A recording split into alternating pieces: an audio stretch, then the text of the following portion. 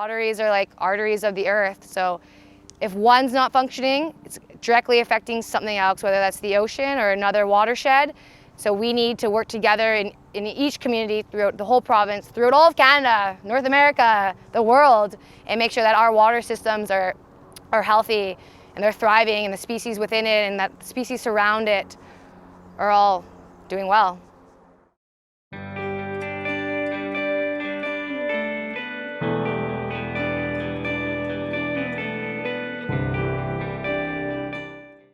I spent my summers and the fall on the Cowichan River. My parents owned a cabin there. It's a place I visit as much as I can, as it's a beautiful place to be. We have a little creek that runs behind our house. So when I was little, the creek would usually be fairly full. The last about 5 to 8 years, I've just noticed that the water level has been decreasing. And now by the time August, September hits, there's zero water in our section of the creek. When I was younger on the Cowichan River, you used to be able to throw your rod in and catch a rainbow trout or a steelhead. You know, the last 20 years, 25 years, it's been only catch and release. Everything seems very extreme now. During the winter time, we've noticed more storms. Trees are falling down due to wind, heavy rains that surge the water levels up. Our cabin sits on the river, so we've actually taken all the furniture out of it before because we were almost certain it was going to flood. Every day we were praying it was going to get swept downstream. What I want to see is for the Cowichan River to do well, to be thriving, full of fish.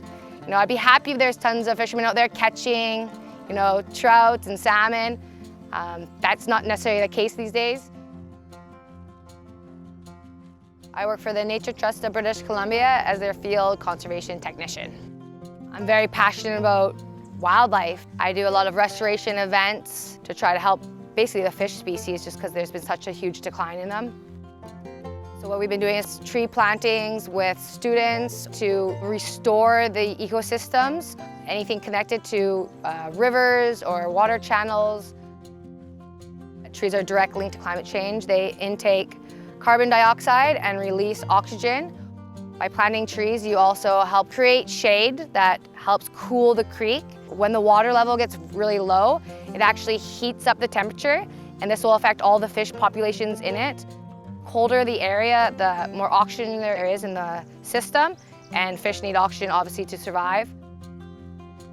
It's important that we instill our visions and our belief in conservation and protection and restoring into the young, so that when they grow up, they can then pass on their information and their knowledge of the land and how we can keep it safe and keep the waters healthy.